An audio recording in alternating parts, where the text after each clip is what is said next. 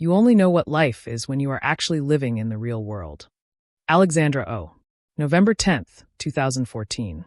The cold, crispy air rattled the crimson leaves, making them dance to the songs of birds decorating the sky. They fluttered gracefully around the large premises of Baptist Academy, while dry, dead leaves littered the grounds.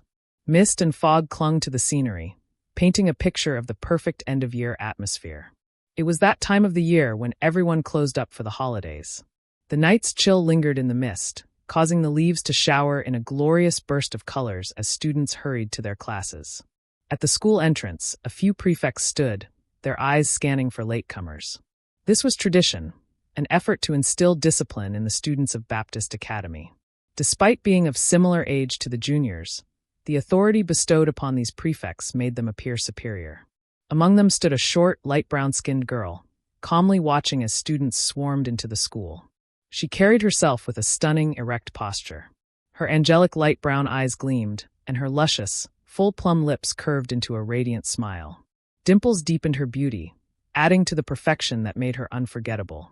Her name was Omojola Adarinsula Ajayi, but everyone knew her simply as Derin. At 16, she was a bright and vibrant art student, widely recognized not only for her beauty, but for her intelligence as well. Beside her, holding a long cane in her hand, stood Aide Bimpanujo, her best friend and fellow prefect. Bimp's sharp eyes scanned the students, ever ready to pounce on defaulters. She was a science student with an equitable reputation to Derin's. Her dark skin contrasted with a similar set of brown eyes. Chubby, yet rounded to exactness, she held herself with effortless confidence. "I can't believe we're done with secondary school," Derin exclaimed. "Believe it or not, that's the truth." "I can't wait to be an undergraduate big girl," Bimp replied excitedly. Derin chuckled. "Big girl indeed." Bimp swatted her arm playfully, and both girls shared a laugh before returning to the morning rush. Their friendship traced back to childhood, having met in second grade. Their families were close as well. Derin's parents, middle-class civil workers, and Aide Bimp's father, a colleague of Mr. Ajayi. Their families lived comfortably and were content with their modest lifestyle.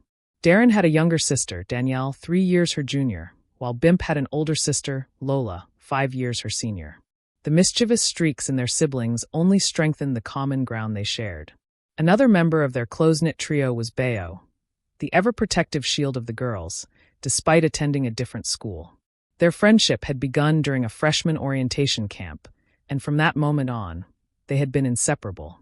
Bayo, 2 years older than them, was an orphan raised by his grandmother. Yet, both Derin and Bimp's families adored him like their own. Their friendship was rare and special, a bond that seemed unbreakable. The three always had each other's backs, looking forward to a future they hoped would be filled with endless possibilities. Later that day, Bayo snuck out of his boarding house, as he often did, to walk the girls home. It was a tradition that had been in place for 3 years. However, rather than heading home immediately, the trio decided to celebrate their last day of school exams by taking a detour. They left the school premises and boarded a Malu bus, heading toward the Laga Festival grounds. The Laga Festival was one of the most important events in the city, held only once a year. Visitors from far and wide gathered to witness the deepest parts of Yoruba culture unfold before their eyes. Similar to the famous Io festival, this celebration paid tribute to Io, the goddess of air, and Egungun Oya, the goddess of divination. Other deities associated with them were often honored in various elaborate rituals. For some, the festival was a means to expand their knowledge of Yoruba traditions. For others, it was an opportunity to glimpse into their future. The festival's renowned astrologer was one of the major attractions, drawing people from miles away, all seeking answers about their destiny. This was exactly why Derin, Bimp, and Bayo were headed there. "Permit me to view your palm, child," the old woman's voice rasped in Yoruba, her gaze fixed on Derin. "I'm not really sure about this, guys," Derin hesitated, turning to her friends. But Bimp and Bayo nudged her forward. "Come on, just this once," Bayo encouraged, his tone light and persuasive. Her shoulders fell in defeat. She had never been one to believe in fate or fortune-telling, but she didn't want to be the one to back down. "Fine." She extended her hand, watching as the old woman's wrinkled face curled into a knowing smile. "You have a very bright future, my dear," the woman declared. Derin let out a relieved chuckle. "That's great." The woman's expression darkened. "However, such brightness does not come without its darkest times. And those times are upon you now. The smile on Derin's face faltered. You must persevere and follow what you believe is right to overcome the darkness, the woman added. Derin withdrew her hand, unsettled. This was why she despised fortune-tellers. They never spoke of a future without trouble, always shadowing hope with some looming doom. Bayo dropped a few naira notes into the woman's basket before they turned to leave. Don't mind her, Bimp scoffed. It's all nonsense. Derin forced a smile. Of course. We shouldn't have stopped there, Bayo added. Still, we have the whole festival to enjoy.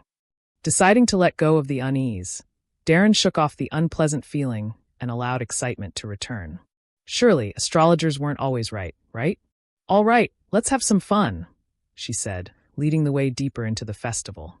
Derin had never believed in celestial powers, fate, or the strings of destiny.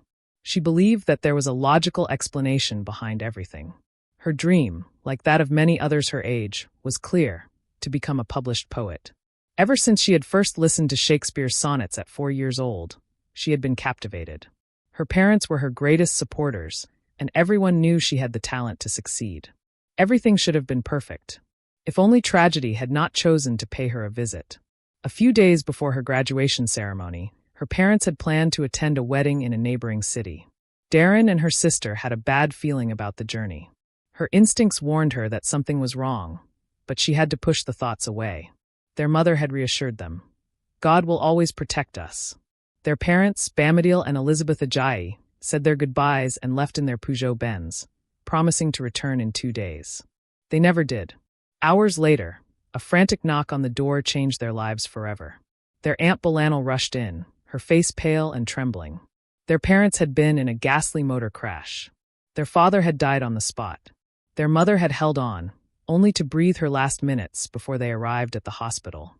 Derin stood frozen, unable to comprehend the words.